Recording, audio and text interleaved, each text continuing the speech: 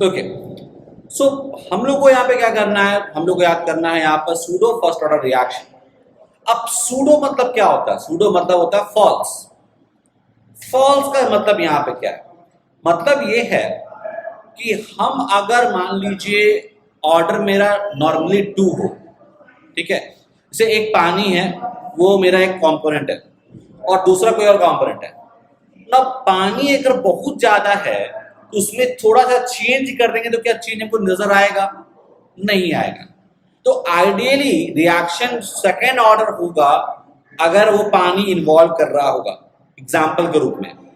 पर अगर मैंने सॉल्वेंट या पानी बहुत ज्यादा ले लिया तो वो पानी का change will not reflect in the क्या होगा ओवरऑल चेंज, क्योंकि बहुत ज्यादा अमाउंट में है।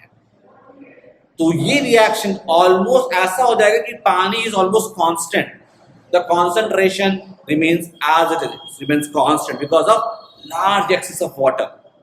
और ऐसे केस में क्या होगा, वो कंपोनेंट का कोई रोल नहीं है, उसका ऑर्डर हटा दो तो बचता है क्या? फर्स्ट ऑर्डर रिएक्शन बच जाता है। ऐसा केस कहां मिलेगा हमें? ऐसा केस मिलता है, वेरी पर्टिकुलर केस है आपका हाइड्रोलिसिस ऑफ ईस्टर। इसको लिख लीजिए, हाइड्रोलिसिस ऑफ ईस्टर क्या है? सपोज मेरे पास ये ईस्टर है और मैंने यहां पे वाटर डाला in presence of some H plus, in presence of some H plus, मान लीजिए यहाँ पे C2H5 लीजिए और दिखाने के लिए what you will get CH3 COOH plus C2H5O, मतलब दो अलग अलग क्या, ये अलग हो जाएगा, अलग हो जाएगा, ठीक है, ये हो गया। नाउ X, देखो मैंने फिर से बोला हुआ है कि हमेशा रखना कि ऑर्डर हमेशा एक्सपेरिमेंटल होता है। तो experimentally we can write the order of reaction. Rate law के हिसाब से rate equal to K times ester power 1 and water power 1। So it is what? It is order reaction will be यहाँ पे कितना हो जाएगा? 2, second order reaction. It is a second order reaction. तो ये तो हमेशा होगा, ठीक है। तो एक्सपेरिमेंटली ये सेकेंड ऑर्डर रिएक्शन है और उस पर जी ने बहुत अच्छा क्वेश्चन बनाया होगा, ठीक है। Now if we take large excess of water, large excess of water मतलब बहुत ज्यादा वाटर ले लिया, then the concentration of water is almost constant। देखिए मैं प्योर सोल्यूशन वाटर में, मतलब सोल्यूशन प्योर वाटर नहीं है, कुछ और है, बट मैंने सॉल्वेंट को एक्सेस कर दिया, तो ये जो कॉन्सेंट्रेशन है ये पानी का ऑलमोस्ट कांस्टेंट की तरह बिहेव कर रहा है। तो यहां पर क्या हो जाएगा, जो रेट लॉ है वो आपका आ जाएगा K times water and Easter power 1। अब ये भी कांस्टेंट, ये भी कांस्टेंट, ये हो जाएगा I can write K dash Easter power 1। इसका मतलब क्या हो गया, ये K डैश क्यों लिखा? बिकॉज K इनटू वाटर है, वाटर इज, क्योंकि मैंने पानी ज्यादा लिया है इसलिए कांस्टेंट है वो। तो ये इनटू ईस्टर पावर 1, इसका मतलब क्या हो गया, ये आपका फर्स्ट ऑर्डर हो गया। एक्चुअल में कितना है एक्सपेरिमेंटली? सेकंड ऑर्डर, पर मैंने पानी एक्सेस लेकर, सॉल्वेंट एक्सेस लेकर इसको सेकंड ऑर्डर से फर्स्ट ऑर्डर की तरह बिहेव करवा दिया, इसीलिए इसका नाम क्या पड़ा? Pseudo first order reaction. False है, होता नहीं ऐसा, आपने जबरदस्ती करवाया, इट्स अ फॉल्स। समझ में आ गया? This type of reaction, this reaction is called as pseudo, this reaction called pseudo first order reaction, ठीक है।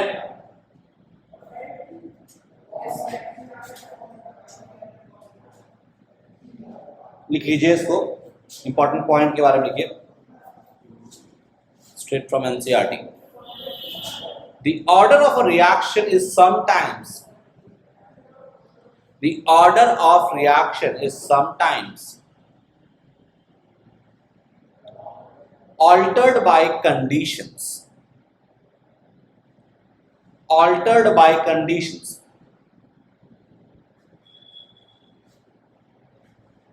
There are many reactions. There are many reactions which obey first order rate law. Which obey first order rate law, although they are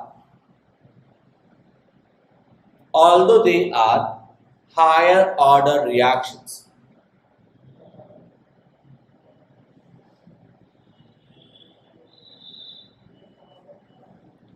ठीक है, next line, next para लिखिएगा. The acidic hydrolysis of ester is experimentally second order reaction.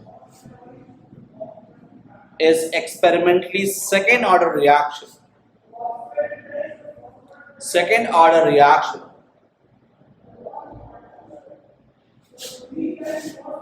with the rate law. ये लिख देना. Rate equals to K times ester power 1 water power 1. Important है, ester power 1 water power 1. ठीक है. However,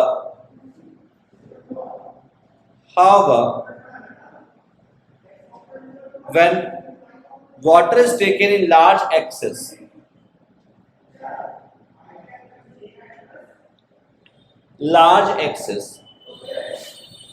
then the concentration of water does not get altered much. Large excess, then the concentration of water does not get altered, altered, altered much during the course of reaction.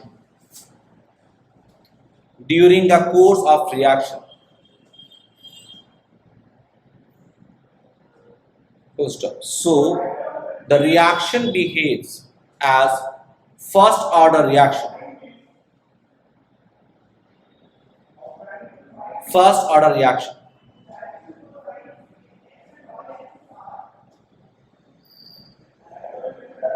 Such reactions are called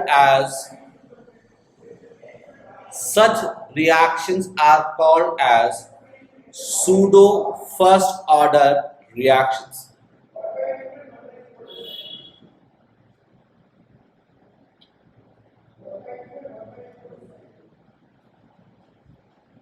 ठीक है, next line. Another example, very important लिखना, ये very important है. Another example of pseudo first order reaction is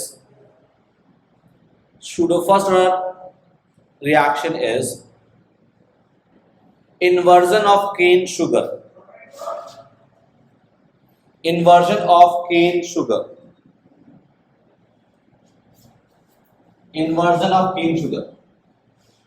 ना inversion word का मतलब क्या होता है ये हम लोग पढ़ेंगे.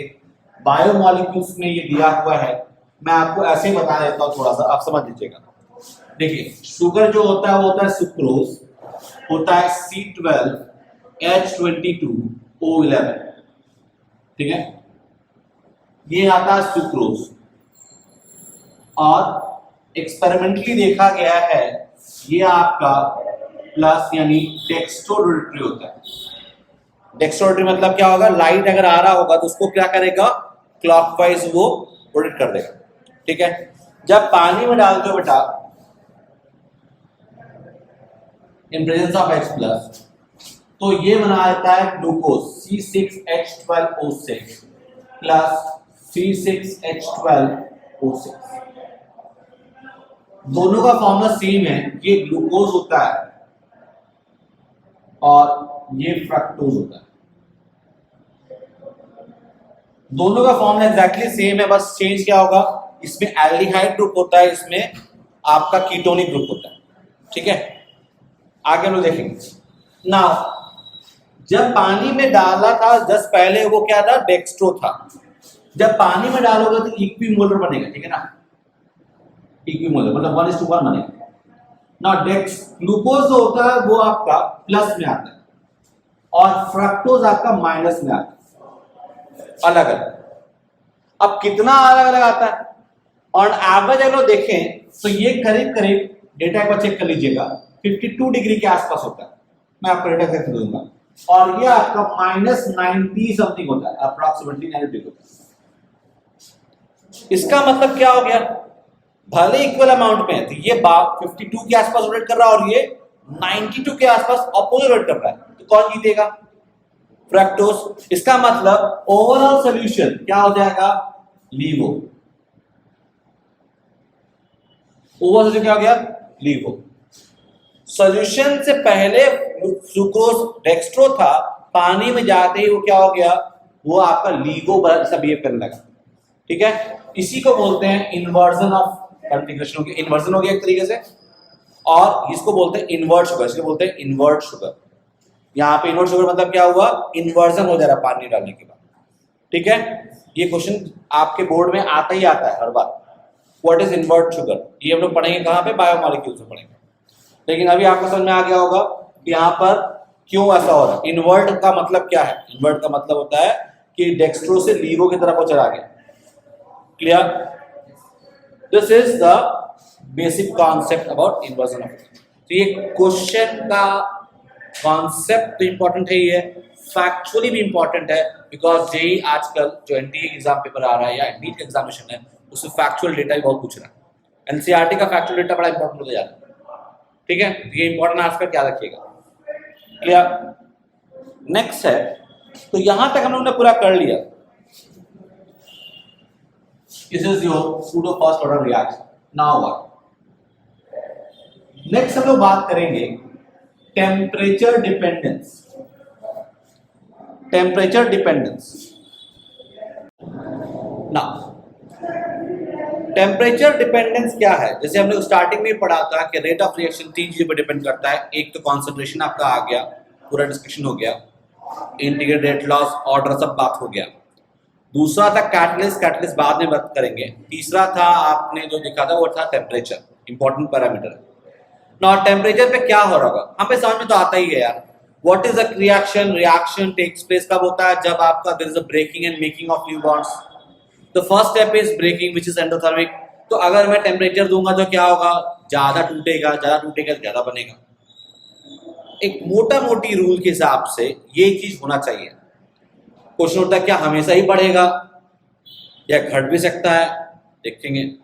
जनरली आप देखोगे क्या होगा, टेम्परेचर बढ़ाओगे तो हमेशा rate constant, rate of reaction बढ़ता ही बढ़ता है। इक्विलिब्रियम कांस्टेंट बढ़ेगा हमेशा, ये चीज नहीं, वो तो अलग हो गया। वहां पर एक्सोथर्मिक के लिए क्या होता है, घटता है, एंडोथर्मिक के लिए बढ़ता है। तो वहां पर के इक्विलिब्रियम इज डिफरेंट, यहाँ पर rate constant is a different thing. समझ में आ गया। तो यहाँ पे हम लोग बात करने जा रहे हैं रेट ऑफ रिएक्शन या रेट कांस्टेंट के ऊपर, के ऊपर, किस पे वो डिपेंड करता है, ठीक है। ज्यादातर रिएक्शन आप देखिएगा रेट कांस्टेंट करीब करीब डबल हो जाता है अगर सिर्फ 10 डिग्री आप बढ़ाते हो, डबल हो जाता है, ठीक है। ये इंपॉर्टेंट एस्पेक्ट हमें पता होना चाहिए। अब जैसे ही हम लोग टेम्परेचर बढ़ाएंगे तो मॉलिक्यूल्स की एनर्जी बढ़ेगी, एनर्जी बढ़ेगी तो जो बैरियर था वो तो फिक्स ही है, उस बैरियर को क्रॉस करने वाले लोग बढ़ जाएंगे तो रिएक्शन अपने आप बढ़ जाएगा, ज्यादा लोग रिएक्ट कर पाएंगे, ठीक है। तो ये सब चीजें कैसे आएगा, अर्हीनियस इक्वेशन मुझे क्या बताता है, उसका एक एक जो चीजें उसमें है वो क्या बताती हैं, वो सब के सब हम लोग यहाँ पर लिख लेंगे, ठीक है। लिख लीजिए, स्टार्ट करते हैं फ्रॉम एनसीईआरटी लाइन। देखिए, most of the chemical reactions, underline करना मोस्ट को, not all. Most of the chemical reactions are accelerated by increase in temperature. By increase in temperature.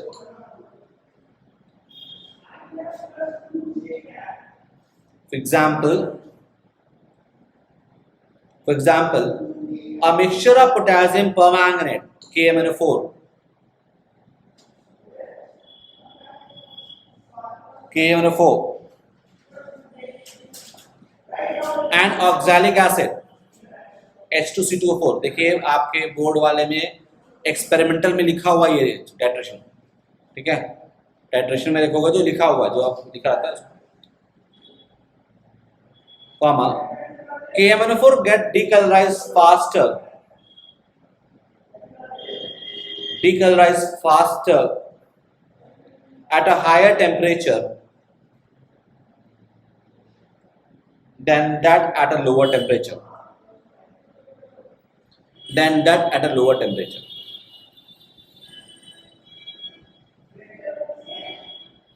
ठीक है, नेक्स्ट लाइन नेक्स्ट पर लिखिएगा।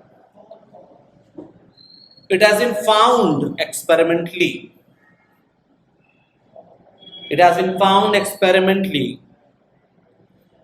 that for a chemical reaction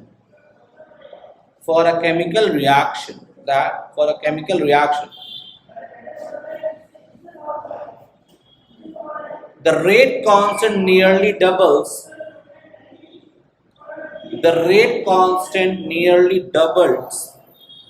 when the temperature increases by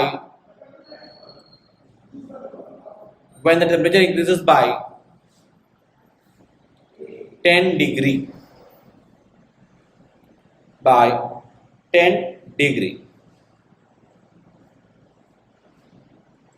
ठीक है ना। यहीं पे आता है आपका अर्हीनियस इक्वेशन, लिखिए अर्हीनियस इक्वेशन। अब देखो ये चीज समझना, जब भी हमें एनर्जी की बात करनी होती है, जब भी हमें थर्मोडायनेमिक्स की बात करनी होती है, बहुत सारे मॉलिक्यूल्स होते हैं, तो जब भी उसको डिटरमाइन करना होता है ना रिएक्शन को, तो एक बड़ा कॉमन सा चीज आपको दिखेगा। कॉमन चीज क्या होता है, यहां पर हमें स्टैटिस्टिक्स लगाना पड़ेगा, है ना भाई। बहुत सारे मॉलिक्यूल भूख रहे हैं तो हम क्या लगे, मीन से लगाते थे ना हम लोग अपने। तो जब डेटा ज्यादा होता है तो स्टैटिस्टिक्स लगाते हैं, तो स्टैटिस्टिकल थर्मोडायनेमिक्स लगाते हैं। बात थर्मोडायनेमिक्स कर रहा हूं। अब इस थर्मोडायनेमिक्स में हमेशा क्या होता है, हम लोग मानते हैं there is a energy barrier.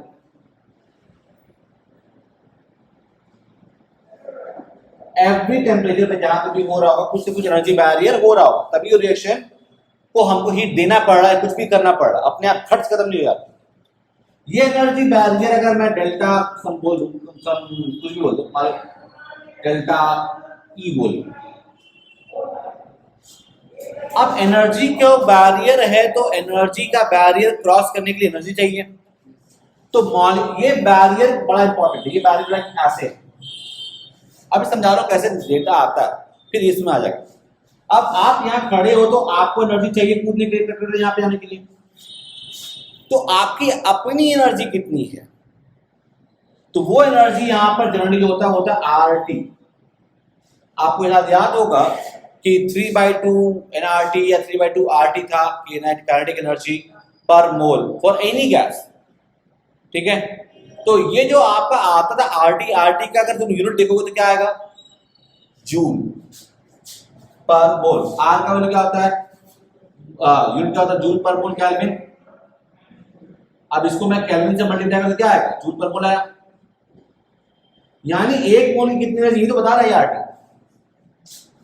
तो ये वाला चीज जितना कितना प्रोपोर्शन पा चुका है, तो हमेशा क्या करते हैं हम लोग निकालने की कोशिश करते हैं कि यार एक टर्म लेते हैं e power minus delta E, या यहाँ पे मान लो बैरियर लिख देता हूँ, बैरियर डिवाइड बाय RT।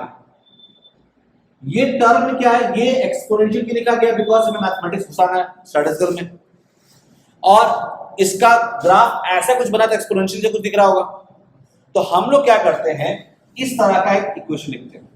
आपको यहाँ पे ऐसा इक्वेशन कहाँ दिखा, देखो के इक्विलिब्रियम में दिखा होगा, के equilibrium e power minus h delta h upon RT के फॉर्म आ रहा होगा, याद आ रहा है इक्वेशन, याद आ रहा है ये question ln K2/K1 delta h upon, मतलब ln लिखा हुआ है तो जरूरत नहीं पड़ेगा, R 1/T1 minus 1/T2, or I can write ln k equals to delta H by R 1/T plus some constant, वही ग्राफ होगा उसी रह जाएगा। तो वो एक्सपोनेंशियल पावर का वो जो बड़ा स्पेसिफिक है, स्टैटिस्टिकल थर्मोडायनामिक्स में हमेशा आता ही आता है। क्या?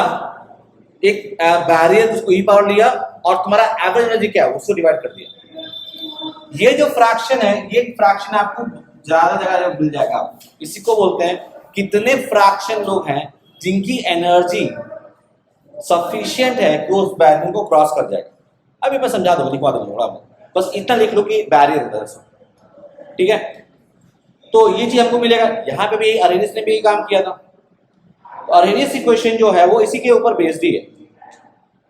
यहाँ पे हम लोग अब स्टार्ट करने जा रहे हैं अरेनियस इक्वेशन। तो कुछ ऐसा ही क्वेश्चन आने वाला है मेरे पास यहाँ पर भी, ठीक है। फटाफट लिख लीजिए, then we are going to start. लिख लिया ना? अरेनियस इक्वेशन ने या अरेनियस बंदे ने यही काम किया। He was a mathematician, he was a scientist, वो साइंटिस्ट फिजिसिस्ट थे। उन्होंने काम क्या बोला? उन्होंने बोला ये टेक्निक अपनाते हैं। तो रेट को भी उन्होंने ऐसे ही बोला, भाई रिएक्शन के लिए कुछ ना कुछ होना चाहिए होता है। तो ये हो जाएगा K is equals to A e power minus barrier बोला E upon RT। This is the equation that has been written, ठीक है। K this form ये लिखा हूं। अब आपको इस इक्वेशन समझ में आई क्या होगा? ये जो E है वो क्या है? बैरियर। ये क्या होगा? बैरियर। RT क्या है? एनर्जी आपकी। E पर E अपॉन RT क्या बता रहा है? कितने लोग क्रॉस कर सकते हैं इस बैरियर को?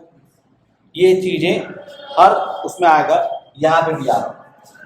This A is called as Arrhenius constant।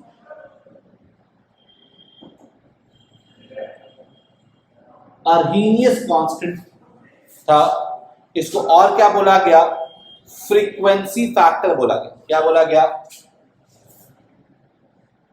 Frequency factor. Frequency factor समझ आ रहा?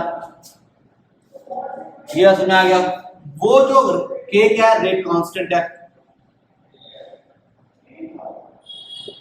ये क्या है? It is activation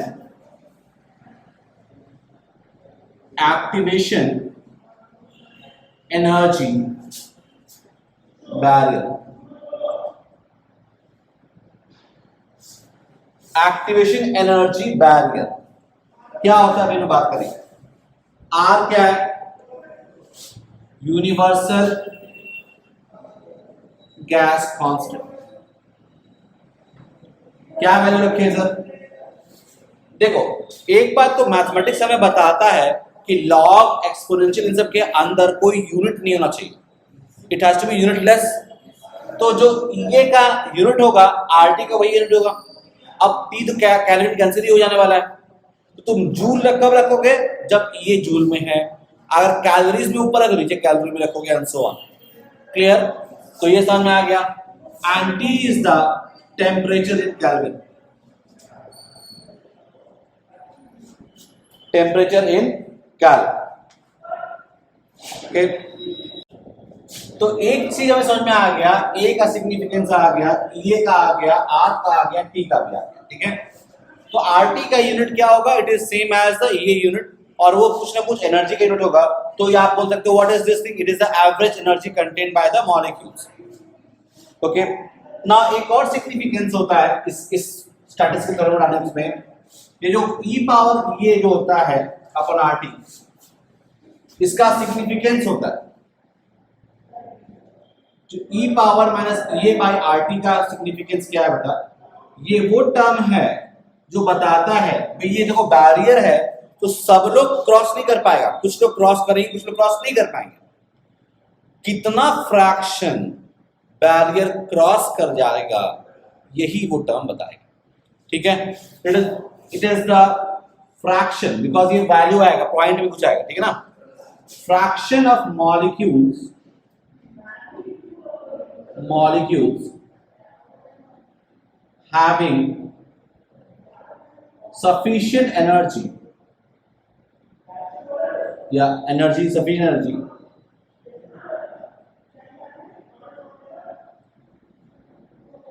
to cross the energy barrier.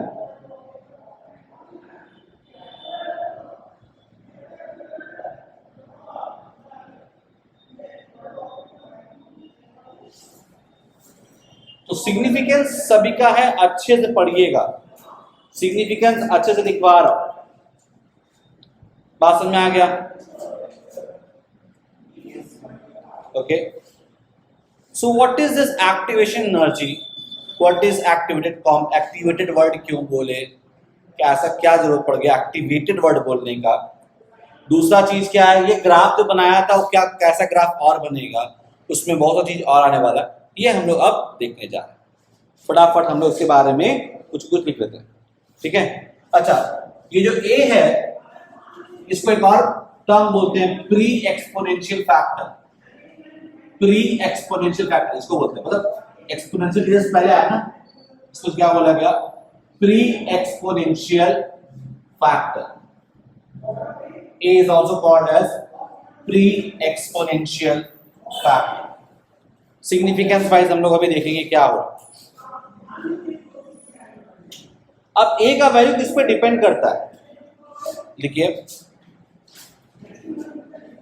A जो A है फ्रीक्वेंसी फैक्टर, लिखिए frequency factor is a constant specific to a particular reaction, specific to a particular reaction, ठीक है? particular reaction, ठीक है? नाउ अगर मैं आपसे बोलूं कि बेटा इसमें क्या ए का कोई यूनिट फ्लूइड होगा क्या?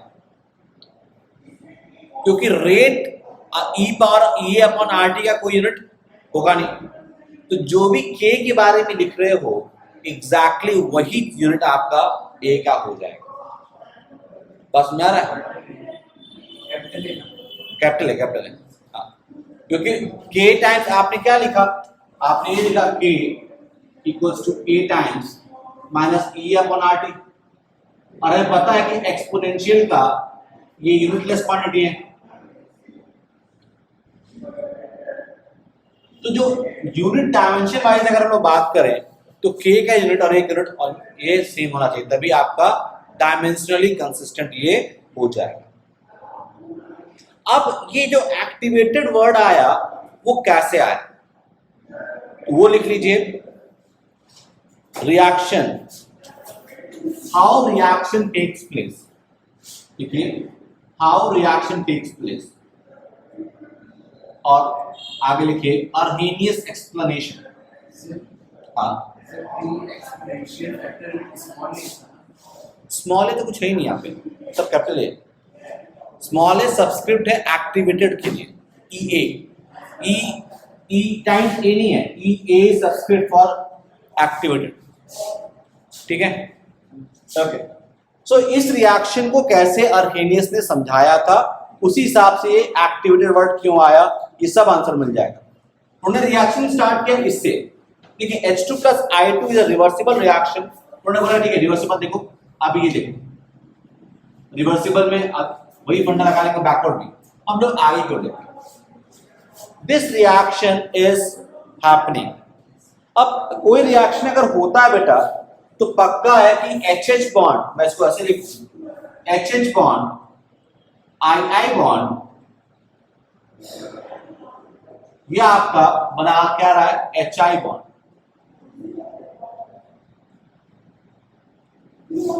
ठीक है? HH बॉन्ड टूटा, II बॉन्ड टूटा और HI बॉन्ड बन गया। पर टूटना और बनना दोनों ऐसे नहीं जादू से हो गया होगा, कुछ न कुछ बीच में हो रहा हो। तो यहां पे उन्होंने बोला कि देखिए यहां पर ऐसा नहीं डायरेक्ट जाता है, first and intermediate takes place. अब ये रिएक्शन होना है, सबसे पहले क्या होगा, इंटरमीडिएट बनेगा। क्या बनेगा? कुछ तुम हो भाई, तुमसे जुड़ना है तो थोड़ा सा लगाव बनना चाहिए ना। डॉट डॉट डॉट डॉट, ये लगाव बनना शुरू हुआ। अब लगाव नया बन रहा है तो पुराना वाला टूटा नहीं है, पर नया लगाव भी बनना शुरू हो गया। बस में आ रहा है? जिसके तरफ जा रहे तरफ लगा होना चाहिए। तो ये new bond is getting form, this is a new bond getting formed here, and these two bonds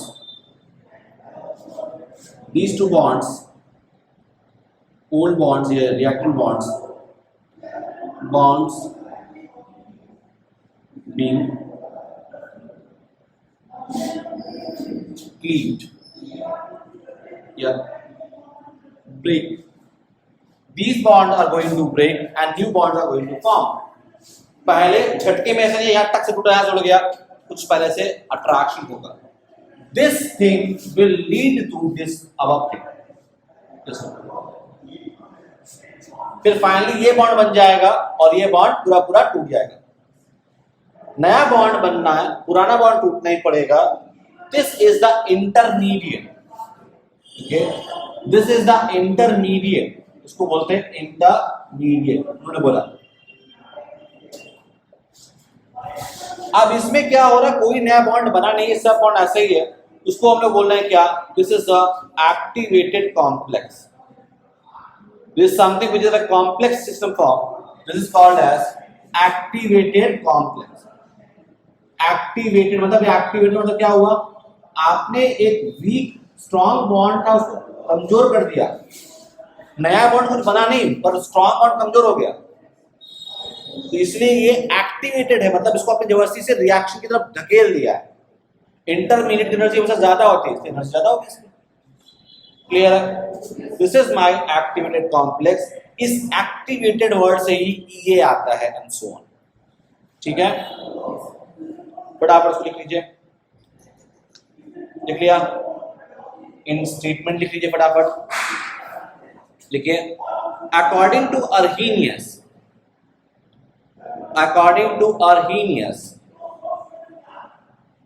the reaction can take place only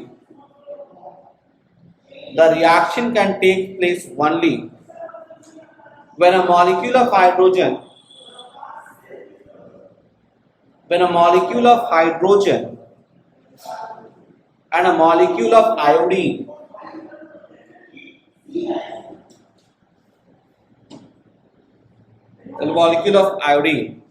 collide, COLLID,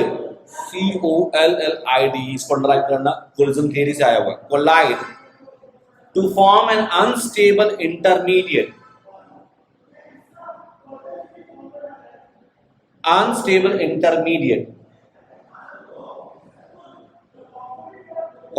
called activated complex. Okay, full stop. Next line. The activated complex exists for a very short time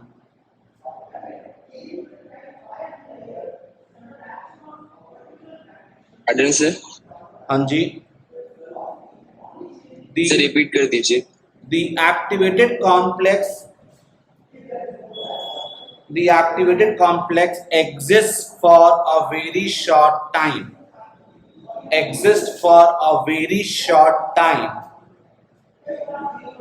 and then breaks up to form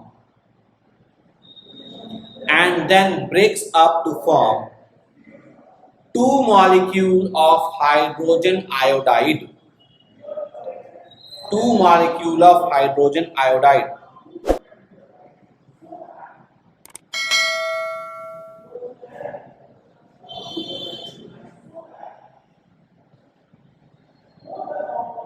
ठीक है, next line.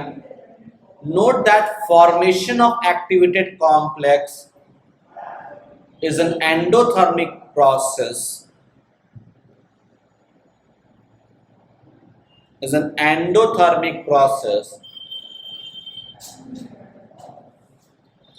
endothermic process, while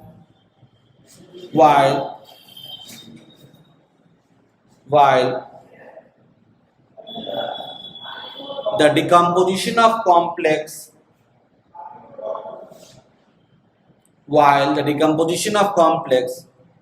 is an exothermic process,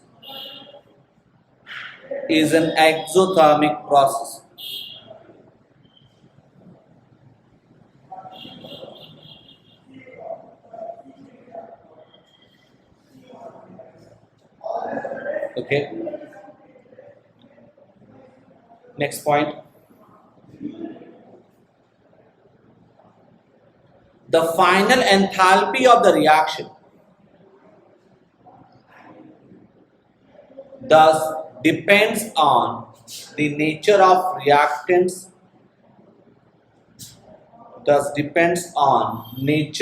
reactants and products. Depends on nature of reactants and products. Reactants and products. Okay. Next topic is potential energy diagram. Potential energy diagram. Okay. So that we will start from next class. So potential energy diagram.